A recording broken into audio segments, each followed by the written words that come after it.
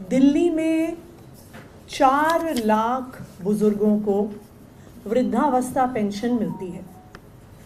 इन 4 लाख बुजुर्गों को जिनको वृद्धावस्था पेंशन मिलती है, 1 लाख ऐसी पेंशन है जिसका कुछ हिस्सा केंद्र सरकार से आता है।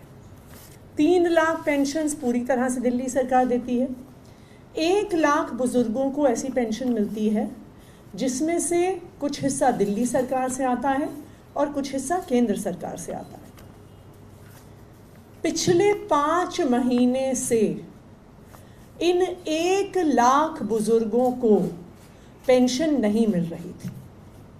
इसलिए नहीं मिल रही थी क्योंकि जिन पेंशनों का हिस्सा केंद्र सरकार देती है, उन पेंशनों को भारतीय जनता पार्टी शासित केंद्र सरकार ने रोक रखा था। मेरे पास अक्सर ये बुजुर्ग आते थे, कभी हमारे घर में आते थे, कभी मेरे ऑफिस में आते थे। ये बुजुर्ग हमारे अलग अलग विधायकों के पास जाते थे।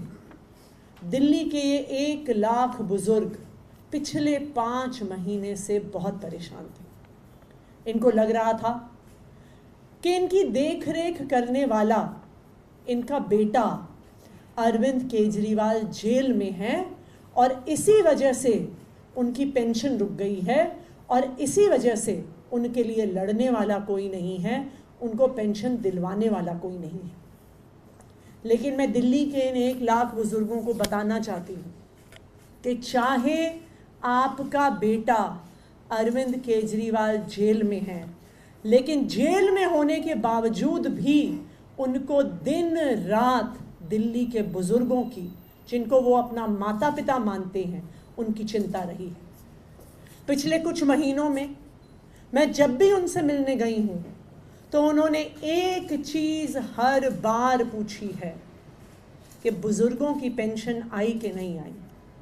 उन्होंने हर बार चिंता जताई है कि उनके माता पिता, दिल्ली के बुजुर्ग, दिल्ली के 1 लाख बुजुर्ग परेशान हैं और उनकी पेंशन नहीं आ रही है।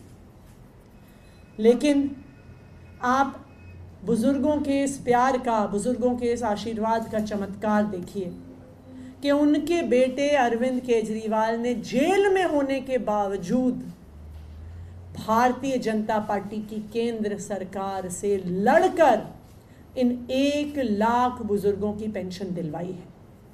मैं इन 1 लाख बुजुर्गों को बधाई देना चाहती हूँ कि जो पेंशन अप्रैल के महीने से रुक गई थी, वो 1 लाख बुजुर्गों की पेंशन अब आना शुरू हो गई है।